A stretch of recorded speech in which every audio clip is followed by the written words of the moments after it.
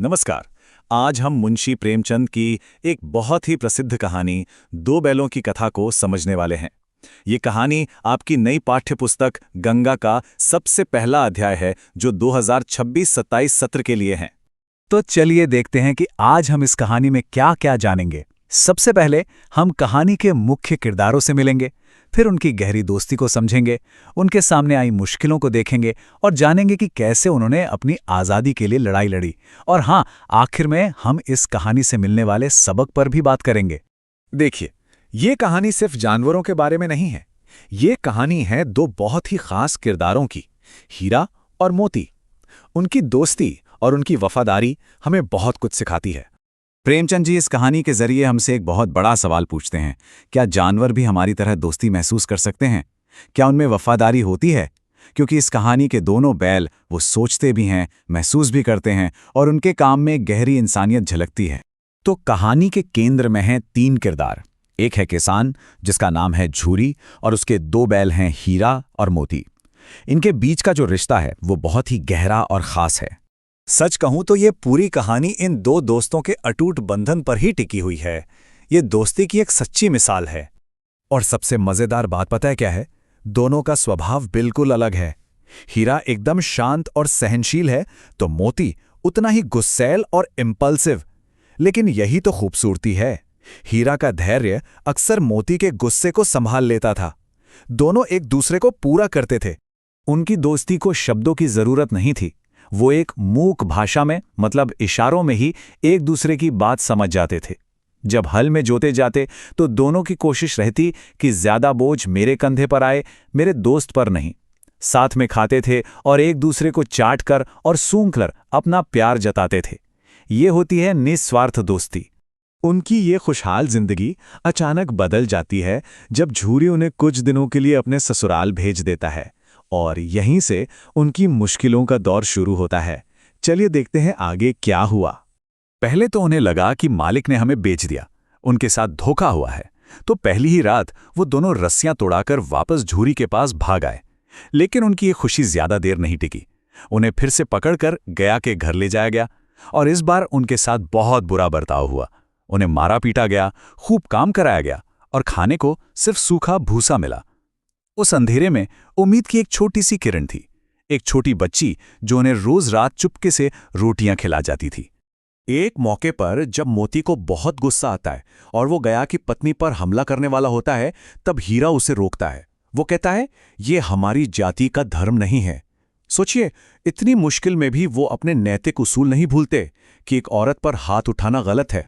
जब अन्याय और जुल्म हद से ज्यादा बढ़ गए तो हीरा और मोती के अंदर की विद्रोह की चिंगारी आग बन गई और यहीं से शुरू हुआ उनकी आजादी के लिए एक लंबा संघर्ष। इस बार भी उन्होंने हिम्मत दिखाई। उस छोटी बच्ची की मदद से वो फिर से भाग निकले। रास्ते में एक बड़े से सांड से उनका मुकाबला हुआ, लेकिन टीम वर्क से उन्होंने उसे भी हरा दिया। पर किस्मत को कुछ और ही मंजूर था। मटर के खेत में चरते हुए वो पकड़े गए और उन्हें कांजी हाउस यानी मवेशियों की जेल में बंद कर दिया गया। कांजी हाउस एक बहुत ही उदास जगह थी। वहां और भी बहुत से जानवर थे। बकरियां, भैंसे, घोड़े, सब के सब भूखे और बेजान से पड़े थे। लेकिन इसी निराशा के माहौल में हीरा और मोती की असली हिम्मत सामने आती है। भूख से कमजोर होने के बाद भी उन्होंने हिम्मत नहीं हारी। अपनी बची कुची सारी ताकत लगाकर उन्होंने कांची हाउस की कच्ची दीवार को तोड़ दिया। और जानते हैं, उनकी वजह से वहां बंद लगभग 9-10 बेजुबान जानवरों की जान बच गई। वो सब आजाद हो गए।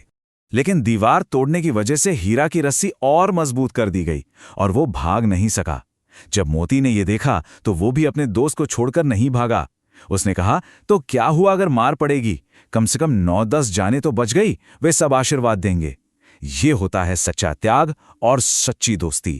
कहानी अब अपने क्लाइमैक्स पर है। दोनों को नीलाम कर दिया जाता है और उन्हें एक कसाई खरीद लेता है।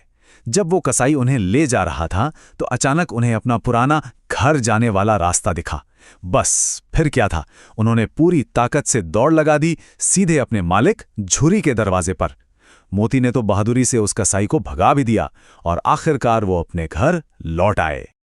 तो इस पूरी जबरदस्त कहानी से हमें क्या सीख मिलती है? चलिए इसके पीछे छुपे गहरे सबकों को समझते हैं। ये कहानी हमें सच्ची दोस्ती, एकता की ताकत और आज़ादी की कीमत के बारे में बहुत कुछ सिखाती है। ये बताती है कि मुश्किल वक्त में दोस्त का साथ देना कितना जरूरी है और एकता से बड़ी कोई शक्ति नहीं। प्रेमचंद जी ने इन बैलों के संघर्ष को एक बड़े स्तर पर दिखाया है। उनका अपनी आज़ादी के लिए लड़ना बिल्कुल वैसा ही है जैसे कोई देश अपनी स्वतंत्रता के लिए संघर्ष करता है।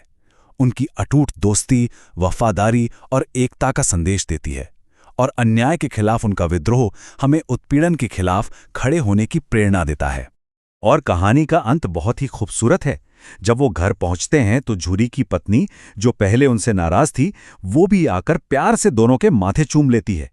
ये उनकी लंबी यात्रा और अटूट वफादारी का सबसे बड़ा इनाम था, प्यार और सम्मान की घर वापसी। और आखिर में एक सवाल आपके लिए। ये कहानी 1931 में छपी थी, जब भारत की आज़ादी की लड़ाई जोरों पर थी। तो क्या ऐसा नहीं लगता कि प्रेमचंद ने इन दो बैलों की कहानी के बहाने असल में भारत के स्वतंत्रता संग्राम की ही कहानी कही हो?